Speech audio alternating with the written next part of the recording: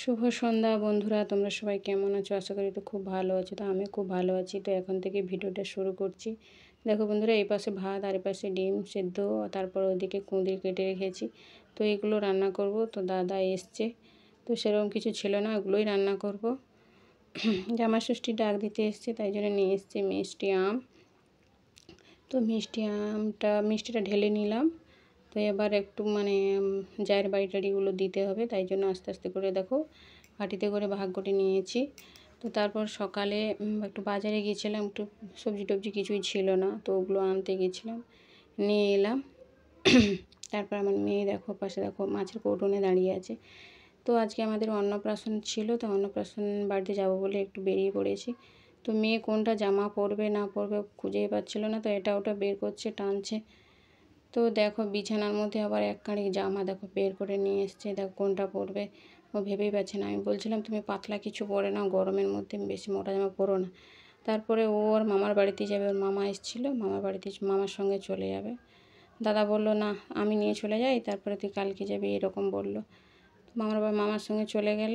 তারপরে দেখো তোমার দাদাভাই একটা জিনিস অর্ডার করেছিল, হরলিক্স, তো আজকে এসছে, তাই জন্য তোমাদের সঙ্গে হরলিক্সটাও শেয়ার করলাম। তো অনেকটাই কম দামে পেয়েছি, তাই জন্য নিয়ে নিলাম। তারপরে মায়ের জন্য শাড়ি আনতে গেছিলাম, কোনটা নেব না নেব ভাবতেই পারছিলাম না। তো দেখো শাড়িগুলো খুব সুন্দর লাগছিল। তো আমার মা বললো আমি একটু লাল কালারের শাড়ি নেব, ভালো শাড়ি নেব না, তো ছাপা শাড়ি একটা দিস, তাই জন্য একটু ছাপা শাড়ি একটা নিয়েছি। তো তারপর দেখো ওখান থেকে বেরিয়ে একটু সোনা দোকানে গেছিলাম। ছোটো মেয়েটার নূপুরটা কেটে গেছিলো, তো ওটা দিয়ে আমি একটা নতুন বানাবো, তাই জন্য গেছিলাম। কোনটা নেব না নেব বলে সবগুলো বের করেছিল, তাই জন্য দেখো সামনে বের করে রেখেছি। আর আমার নূপুরটাও কেটে গেছিলো, ওটা জোড় লাগাবো। দেখো তারপরে এই নূপুরগুলো এত সুন্দর লাগছিলো, আমি বলি দোকানদারকে বলছি একটু বের করে নাম, একটু দেখবো। তাই জন্য নিজেও দেখলাম, তোমাদের সঙ্গে একটু শেয়ার করলাম। দেখো বন্ধুরা নূপুরগুলো খুব সুন্দর লাগছে। দেখো ফাইনালি আমার ছোটো মেয়ের জন্য এই নূপুরটাই নিলাম, কারণ ও সবসময় পরে থাকে, তো নূপুরটা কেটে যায় আর কি, ওই জন্য এইভাবেই নূপুরটা নিলাম। তারপরে ও আসার সময় বলি কি রান্না করব বাড়িতে, আর কিছুই নিলাম না। তো এক প্লেট চাউমিন নিয়ে চলে এসেছি, খেয়ে নেবো রাতে, আর কিছু করব না। চিকেন চাউমিন নিয়ে এসেছিলাম, তারপরে ওটা রাতের মধ্যে খেয়ে নিলাম। তারপর সকালে দেখো, তারপরে তোমার দাদাভাই সকালে বাড়ি এসছে, এত গরম পড়েছে, তো এসে জামা টামা খুলে বসে গেছে। আমার শাশুড়ি বড়ি বের করছে। তারপর সন্ধ্যাবেলা আমরা সবাই মিলে বেরিয়ে পড়েছি, জামাই ষষ্ঠী যাবো, কারণ আমি তো দিনের বেলা যাই না, একটু সন্ধ্যের দিকে বেরোই, কারণ আমার ননদরা আসে, তো ওদের সঙ্গে দেখা করে তারপরে আমি বেরোই। তা বেরিয়ে পড়েছি। দেখো বন্ধুরা কেমন লাগছে তোমরা একটু কমেন্টে জানাবে। তারপরে বেরিয়ে চলে এসেছি মিষ্টি দোকানে, তোমার দাদাভাই মিষ্টি কিনছে।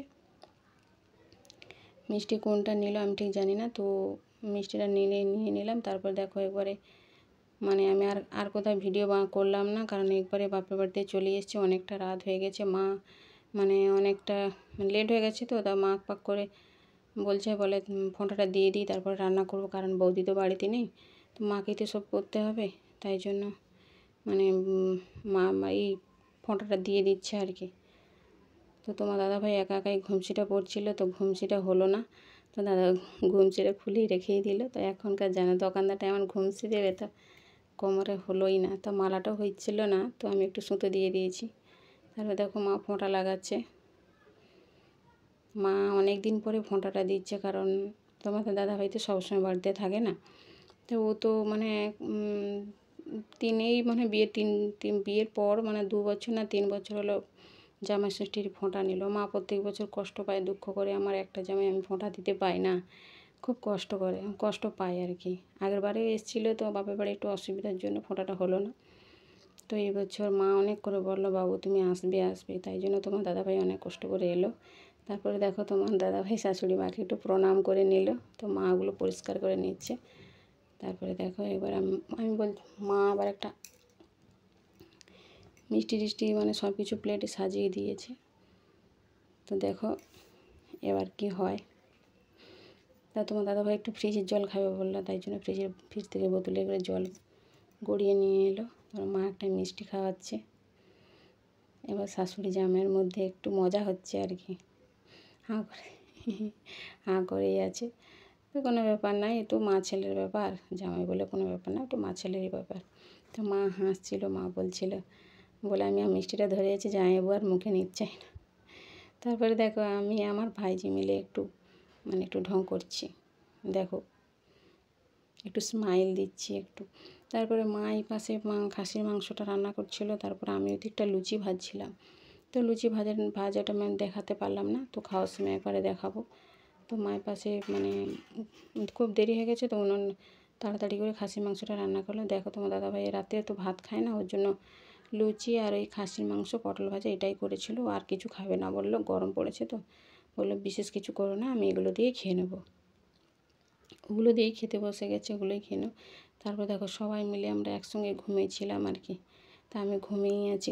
তারপর আমার ভাইজি এসে বলে, দেখো কটা বেজে গেছে এখনও ঘুম থেকে উঠছো না, পিসিমণি ওঠো ওঠো। তাই উঠছি না বলে দেখো ও দেখো ভিডিও করছে আমি কিভাবে শুয়ে আছি। তারপর সবাই মিলে একসঙ্গে এমন মজা করছে, সবাই মিলে একসঙ্গে থাকলে যা হয় অবস্থা। ভাই বোনেরা মিলে কেমন করছে, আমার দাদার ছেলে আমার মেয়ে কেমন করে মজা করছে, দেখো খুব ভালো লাগে দেখতে একসঙ্গে থাকলে। তারপরে আমার দাদা চিংড়া মাছ নিয়ে এসেছে, চিংড়া মাছগুলো খুব একটা বড় না হলেও তো মাঝারি সাইজ। তো আমার দাদাভাই বললো আমি চিংড়া মাছ খাবো, তাই জন্য দাদা চিংড়া মাছ নিয়ে এসছে। তো মা একসঙ্গে সব ঢেলে নিল। তারপর আমার মেয়ে দেখো হাতে তুলে ধরেছে, বলে আমি চিংড়ি মাছগুলো ধরবো, চিংড়াগুলো আমি তাই ধরো। তারপরে মুড়ি টুড়ি খেয়ে নিলাম। তারপর আবার দেখো আবার দাদা গিয়ে আবার মাছের ডিম নিয়ে এসেছিলো। তারপর দেখো দুপুরে ভাত, ডিম ভাজা, সবজি আর একটা চিংড়া মাছ রান্না করেছিল। তো ভাজাভুজি হয়েছিল, আমিগুলো নিয়ে নিই, তোমার দাদাভাইকে দিয়েছে। ভিডিওটা ভালো লাগলে লাইক, কমেন্ট, শেয়ার, সাবস্ক্রাইব করবে। Tata, by.